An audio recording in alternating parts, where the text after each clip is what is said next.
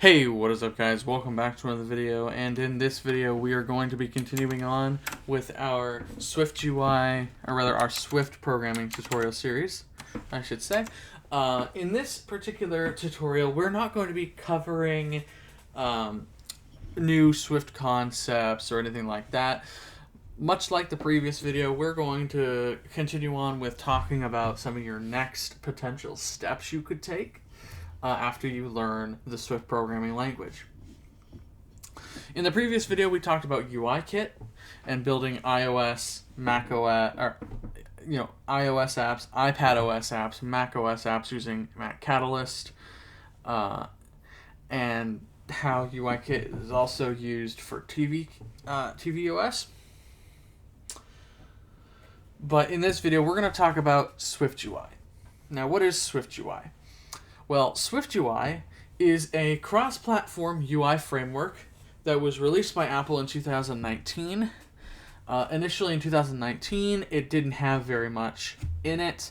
For a lot of stuff, you had to reach down to AppKit or UIKit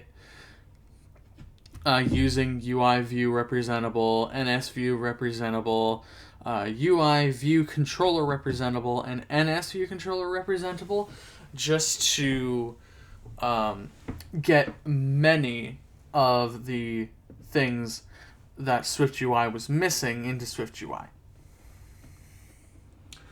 But over time, Apple has improved upon SwiftUI to encompass more and more controls and views that are in UIKit or AppKit, or even WatchKit, right, for your use. But there are still things that it doesn't have, right? So you will still have to reach down to AppKit or UIKit from time to time. SwiftUI is declarative, so when you're building your user interface, you're going to use trailing closures a lot. That is how it primarily does its declarative building of a UI, is with trailing closures and various other concepts that you don't necessarily need to understand fully, but if you want to go deep into how SwiftUI works, it would be a good idea to learn some of them, like opaque return types, or even view builders and stuff like that, which we're not going to talk about in this series, simply because this series is just a primer. It's meant to get you started with Swift and get you propelled to learn some more stuff on your own. I have a SwiftUI series on the channel that is slightly outdated, not so outdated that it's useless, but we're not covering. But right now, it doesn't cover things like the the navigation split view, or the navigation stack, or the new ways to work with navigation link and stuff like that. Many of the brand new features it doesn't cover yet, but I will soon, so stay tuned for that. I have many tutorials on SwiftUI coming. There'll be, by the end of it, I think 208 videos in the SwiftUI series, so that'll be fun. But enough about that. So SwiftUI allows you to do so many different things, and it's all in a declarative manner, anywhere from animations to building widgets to shaders using Metal, which is Apple's graphics library, to kind of replace OpenGL on the Mac and iOS and stuff like that. You can use core data or Swift data to store in-app data. You can work with user defaults to store user settings and all of that kind of stuff. SwiftUI is very capable. I love SwiftUI. It really helps me be productive, focus more on what my app needs to do, right, rather than focus on the UI so much. You still have to have some focus on the UI, obviously, but you don't have to pay as much focus to it as you would now with having to actually like build the functionality of your app, which is awesome. I'm gushing about it. I love it. So I'm sure that's pretty plain by now. So as for the question, should you learn SwiftUI or UIKit or AppKit or WatchKit or TVKit or TVMLKit or just any other framework that isn't SwiftUI to build apps for any number of Apple's platforms? And the answer to that is, if you're, at least for me, if you're building new apps, brand new apps,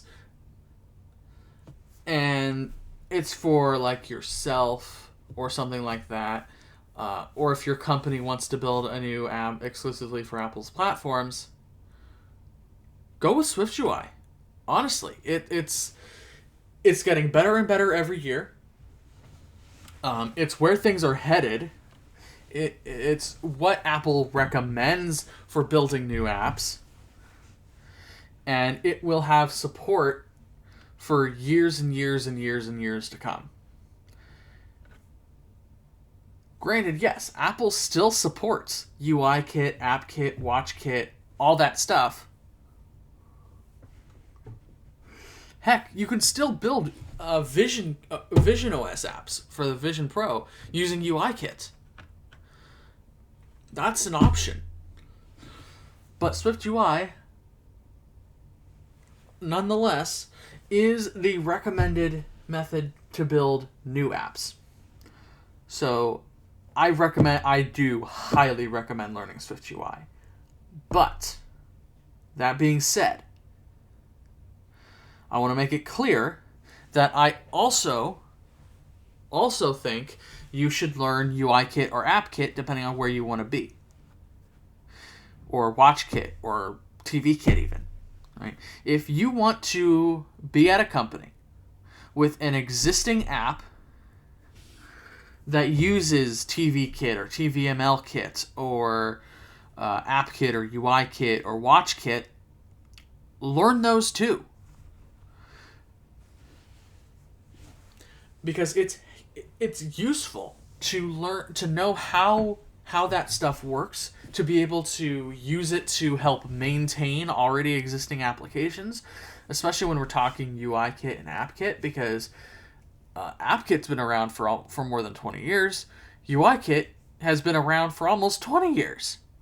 It's insane. So there's so many apps that already use them. It's so vital to know how they work at even the most basic level. So learn both. Long story short, the TLDR. But should you learn all of it, like UIKit, AppKit, WatchKit, all that stuff all at the same time? No. Learn one at a time. Take a moment to think about where you want to end up. Do you want to be an iOS developer? Learn UIKit and SwiftUI. Do you want to be a macOS app developer? Learn AppKit and SwiftUI. Do you want to develop watch apps? Learn WatchKit and SwiftUI. So on and so forth, right? So that's kind of my take on that question. And that pretty much does it for my video on SwiftUI. Thank you all so very much for watching, and we'll see you in the next one.